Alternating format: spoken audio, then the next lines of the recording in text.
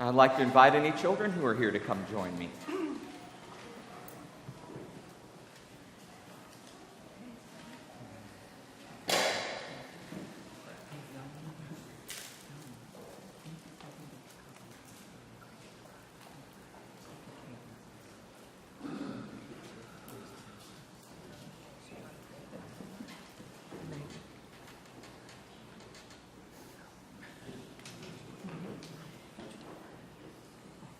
So has anyone ever called you guys a name? What did it feel like? It hurt, yeah. Hurts, doesn't it? Have you ever called somebody a name? And when afterwards, how did you feel? You felt bad, yes. Words have an awful lot of power to hurt. Words also have an awful lot of power to make people feel good. Yeah, we can talk about what we see good in each other. There is nothing I can do to stop other people from saying bad things to you. In your lifetime, it's gonna happen. But what you guys can do is make a choice. A choice to really try to use your words to do good for others. We're supposed to live, all of us together, brothers and sisters. For that to work, we have to make a decision that we're going to try hard to take care of each other and to show each other how much we value each other and love each other. Some days that's hard. Some days we just want to walk off and be by ourselves. But we're called to unity. We're called to love. And each one of you has the power to teach that to the rest of the world. Let's go get some stamps.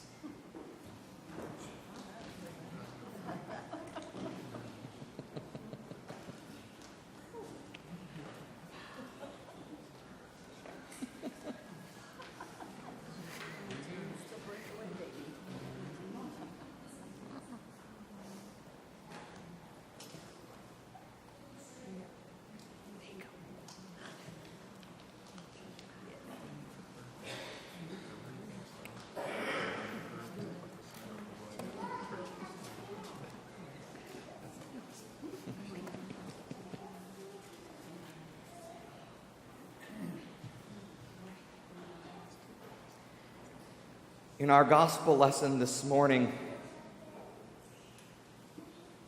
we hear the account of the only time that I'm aware of when someone else gets the better of Jesus in a conversation. It's a story that appears in two places, as we've heard it in Matthew's gospel and again in Mark's gospel. Jesus has been on his preaching mission.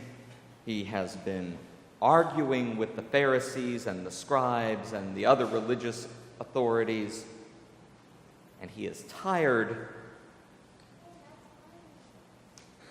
and he heads off to the land of Tyre and Sidon.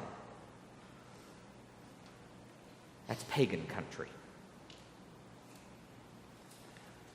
He is definitely trying to get away from his people. He has gone off into Tyre and Sidon, where Mark is even more explicit on this, that he is attempting to hide and rest. And as he goes into Tyre and Sidon, he encounters this Canaanite woman. Now, there are some things that we need to know if we want to fully appreciate what's going on in this story. First is that in all the cultures of the Middle East 2,000 years ago, women did not interact with men that they were not related to. They particularly did not touch men that they were not related to. Also, Jews did not interact with non-Jews if they could at all help it. There was some good reason for this. Most of the time when the Jews didn't interact with people outside of their tribe, bad things happened. But we need to have all of that in mind as this story unfolds. The woman, this definitely non-Jewish woman, has heard who Jesus is and comes looking for healing for her daughter who is being tormented by a demon. The disciples attempt to block her. They fail miserably. Failing miserably seems to be their job most of the time in the Gospels. Eventually, the woman gets through them and approaches Jesus. Now, here we have a translation problem. Our translation says that the woman came and knelt at Jesus' feet.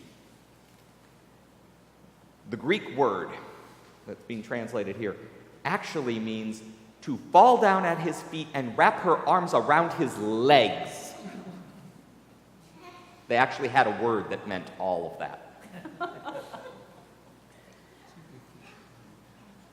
Notice she has violated just about every taboo that could exist. A woman has touched a man that she has not related to, and she's not a Jew on top of it.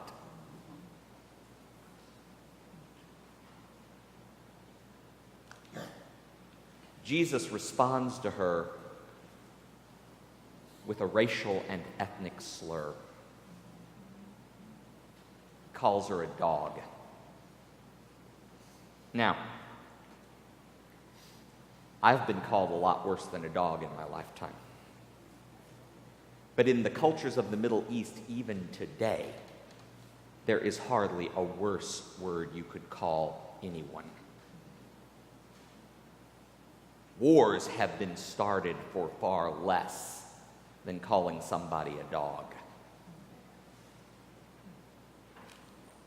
I don't know why Jesus does this. Maybe he's just tired and wants to be left alone. Maybe he's tired of the disciples and their whining and is just trying to give them what they want so that they'll leave him alone. Maybe it's just that way that prejudices from the culture around us have a way of moving inside of our head, even uninvited. The way you might reach for the lock on the door of your car when driving through a bad neighborhood and you don't even think about it and you catch yourself doing it. I don't know why Jesus used that slur, but he did.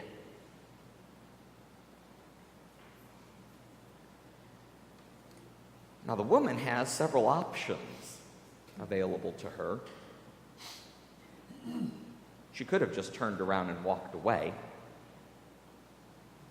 But then we know her child isn't going to be helped. And those of us who have children know that when our child is desperately ill, we'd pretty much go to hell and back to get them what they need.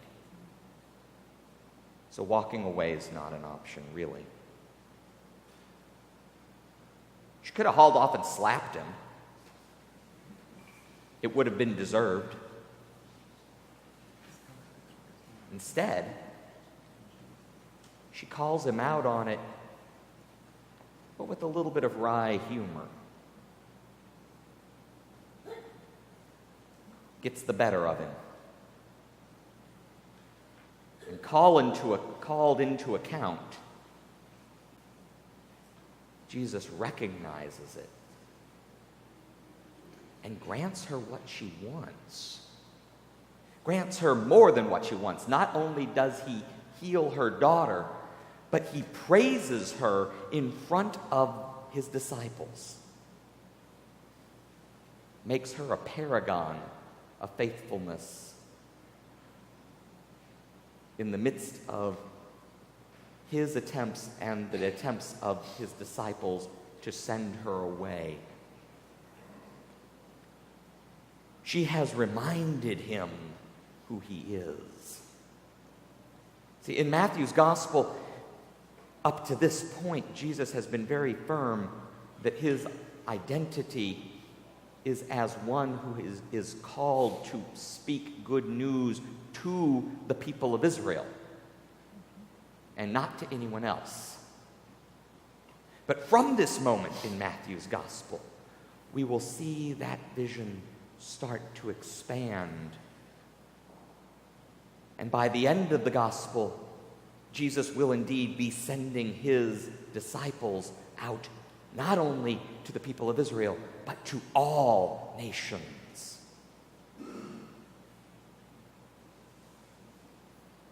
And as we know from the Acts of the Apostles, that mission will blossom, will go on to be people like Paul and his companions going far beyond the lands around the Jordan River to eventually take the gospel throughout the whole world.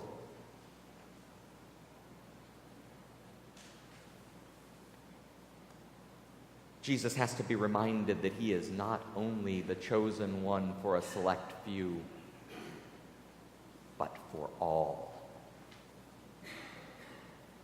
Because it is all of us who are children of God. All of us who are created in God's own image.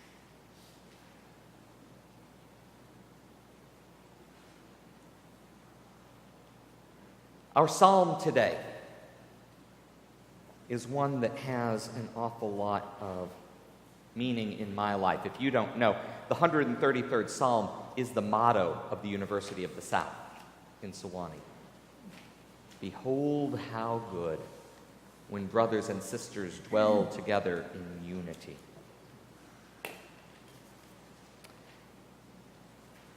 But in Sewanee, just as with everywhere, we wrestle with what that means.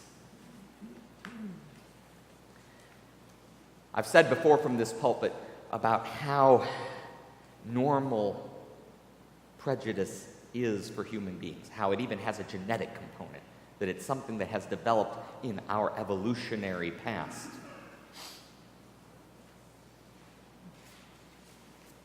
But we all know that prejudice limits what unity can look like.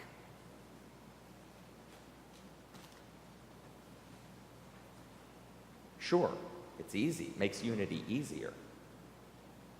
If the only people I have to be at one with are the people who look like me and think like me and act like me, I'm going to have a pretty small group.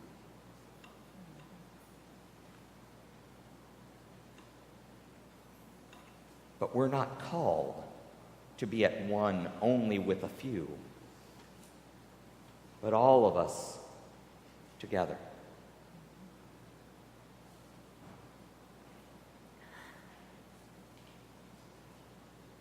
Unity too often in our lives means sort of putting up a little wallpaper over the blemishes, looking for the lowest common denominator and sort of putting up with each other and pretending like there's not anything standing in the way of living into the vision that the psalm gives us.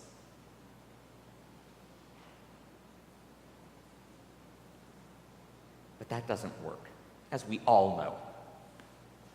It's too easy for that paper house to come crashing down around us. Rather, we're called to follow in Jesus' example that we've encountered today and confront our prejudices and the things that keep us from living into full unity with one another. I certainly know what some of my own prejudices are and have to wrestle with them. I know what the prejudices are for a lot of you, particularly with those of you who are free on Facebook with some of the things that you write. Sometimes your prejudices are my own, sometimes they're quite different. But all of us, if we want to live into that unity that we're called to, we need to recognize that our prejudices cannot have the last word. That if we want to be the people through whom the good news is going to be encountered, then we have to be the people who are willing to wrestle with one another for true, deep unity, and that sometimes that's not going to be the good and pleasant image that we find at the beginning of Psalm 133. Sometimes that's going to be hard and painful.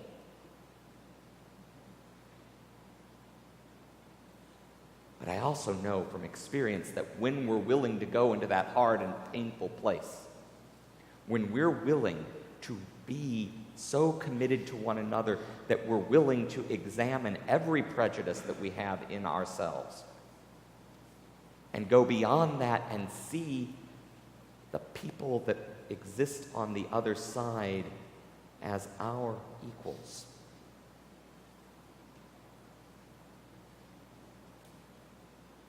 then we can find the kind of unity that is so deep that even though it might get shaken up from time to time, it cannot be broken.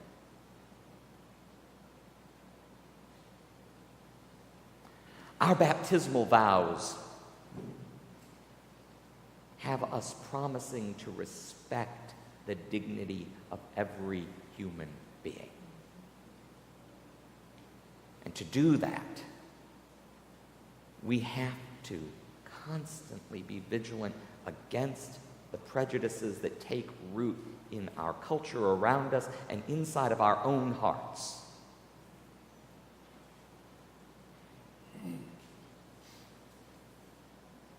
So that we can see that dignity as God creates it and not as we would impose it on one another.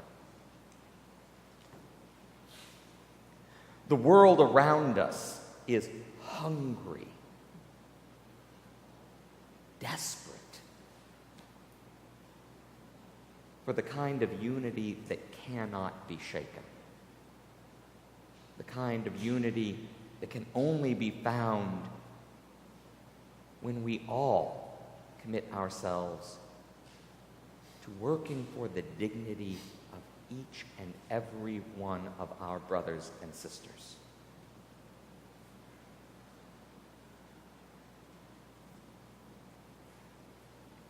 When I look around this church this morning, I don't see any dogs. I see children of God. Some of whom, in all honesty, are difficult for me to live with some days. And I know that I am difficult for some of you.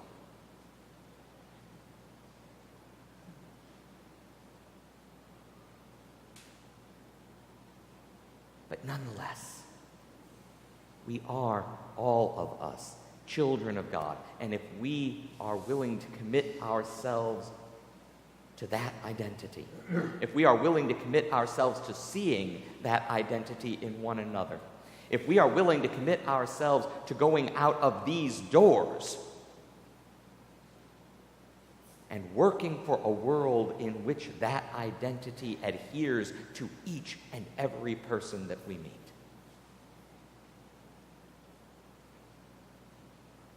then we will indeed be following in the footsteps of Jesus, and he will say to us, even as he said to that Canaanite woman, "Great is your faith."